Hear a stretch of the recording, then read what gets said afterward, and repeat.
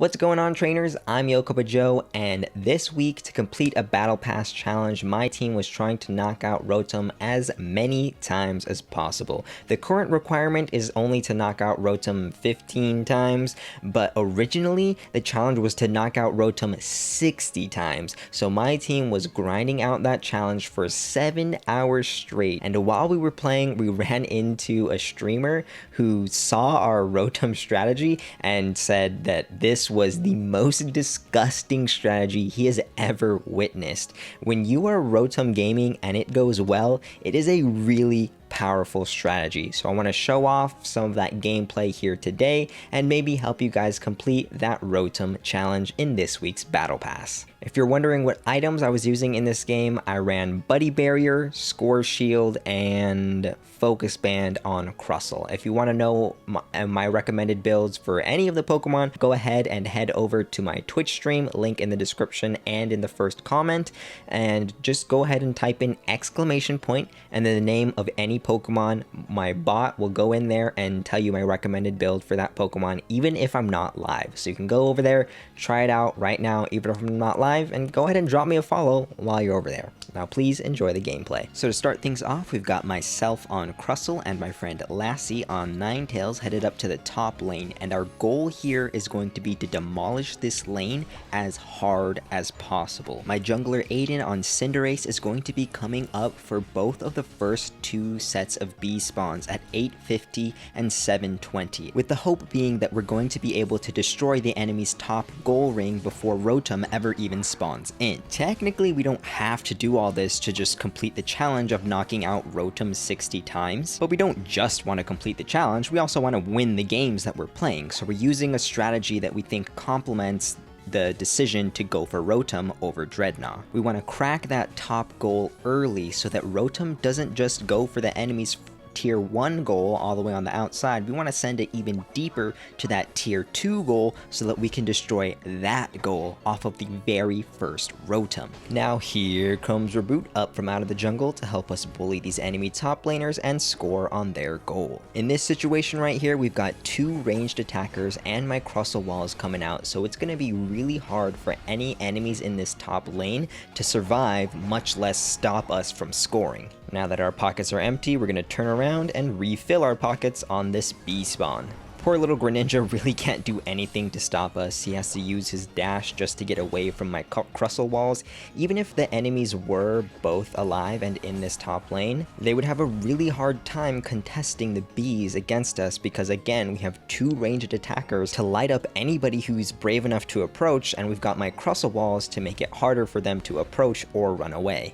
My team actually has a history of going for Rotom over Dreadnought. Even before this week's ridiculous Rotom challenge came into rotation, we enjoyed trying out these off-meta strategies to see if there's something to it. We've tried out a lot of different Pokemon lineups for this strategy. We used to think that having a Snorlax or a Blastoise on the team was pretty essential to be able to push enemies away from their own goals. That way, when Rotom is trying to enter into an enemy goal, we can just push the enemies off of their own goal to force Rotom to be allowed to enter. With this lineup, we do not have Snorlax or Blastoise on the team. Instead, we are using Crustle, and what our strategy here is to just be able to drop so much AoE damage onto the enemy goal that they just cannot be standing there without dying for it.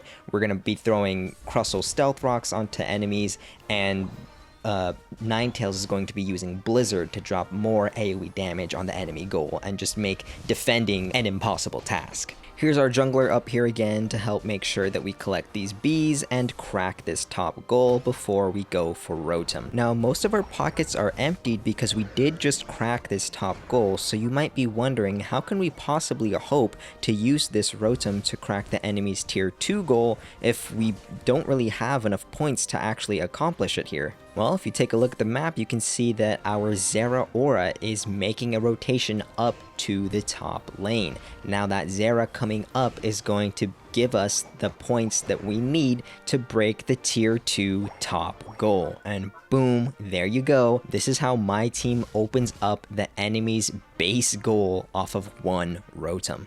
Now my enemies have no speed lane in the top lane, so anytime they try to come up to contest us for any future Rotoms, the enemies are going to be moving like snails because they have no speed lane. Meanwhile, my team is going to be running at the speed of light because both of our top goals are still up. Now, in the last patch, Ninetales' Blizzard did get a buff, and that is what prompted us to try using this combo of Crustle and Ninetales. We think that it's pretty strong because Crustle can throw up a Rock Tomb behind opponents, and then Ninetales can use Blizzard to push them into it, and when Blizzard hits a wall, it actually creates a circle of AoE damage that just basically doubles the damage output of Blizzard. Now, if there's my Stealth Rocks underneath that Blizzard AoE, people who get hit by that combo are basically forced to pop whatever dash or eject button they have if they wish to survive. Now, when we're sieging up on an enemy goal as we push Rotom and we use that exact same combo, the damage output is so high that it will outpace the healing and shielding that the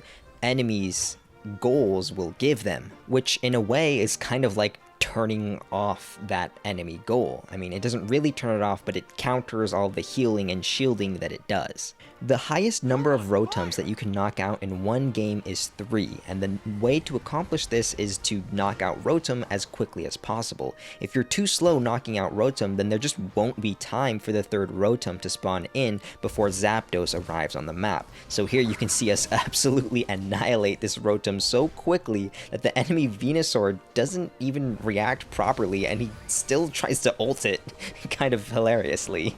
What a massive waste of an ult. Now, I use my ult because we're kind of getting pushed in here, we're a little bit close to dying. One thing that I really want to work on personally is just ulting sooner. I think as a defender, it's kind of your job to be the first to pull the trigger on your Unite move.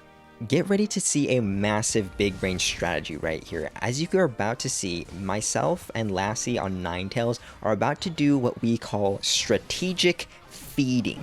Right there, you just saw it. We just did a strategic feed. Now, how can feeding be strategic? Well, as you know from watching the intro, the reason why my team is doing this Rotom strategy is because we want to complete the challenge of knocking out Rotom 60 times for the Battle Pass challenge. And in order to make that happen faster, we want to get all 3 possible Rotoms in as many games as possible. Sometimes when we're demolishing enemies too harshly, they will just concede before we can even knock out that 3rd Rotom, and sometimes they'll concede before we can even knock out the 2nd Rotom. So what we did there was purposely just suicide run in just the 2 of us while walking with that Rotom, so the enemies would be able to knock us out, and we're kind of like boosting their morale so that they don't just quit on us. Now right here, Cinderace is trying to back, so I tried to push them with my rock wall just to see. I wanted to know if that would interrupt the back. I was just a little bit curious. Okay, now back to the strategic feeding. I know it seems ridiculous, but legitimately that is what we had to do in order to make sure that we would actually get to be able to knock out all 3 Rotoms before the enemies just give up. In just a little bit here, the 3rd and final Rotom is about to descend upon the land. And again, we were able to get to this point in the game by baiting our opponents into not forfeiting. Check out this magic trick right here. 3 opponents in that bush? Where did they go? I don't know. Pikachu ulted, Zera used click discharge, and I think they just disappeared. All that's left is this Blastoise. I don't know what happened. I walked up to that situation. I'm like, ooh, this is gonna be a juicy Stealth Rock. About to hit like 3 people. They're all just gone. It's just me and the Rotom now. By the way, shouts out to my buddy on Zeraora. That is Snurtles. That's a player that we just started playing with recently. He's really like just solid player, and my favorite thing about him is that he's just a really chill guy. He doesn't really get tilted, you know. When we're talking about what strat he wants to use, he's like down for it, you know. I remember the one time I'm just like, yo Snurtles, what I want you to do is go into the top lane with Zeraora alone. You're just gonna have no teammate. Is that cool with you? And he was like, yeah, that's fine. So Snurtles, you're the man.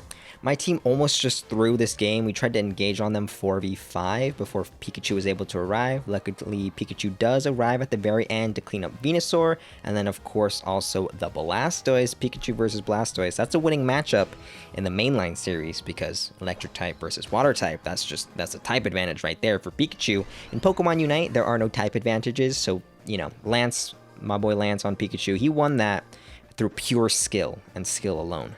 Now, technically, it would have been okay if Lance didn't get those knockouts on Venusaur and Blastoise at the end, because we already knocked out Rotom the max number of times, 3 times, to complete our challenge, but it's nice to also win the match, so big round of applause for Lance for clutching up. If you would like to learn more about Rotom, then I'm going to put a video on screen for you that's talking about what you can do if your team tried to go for Dreadnought but failed. You can turn that situation around if you just know what to do.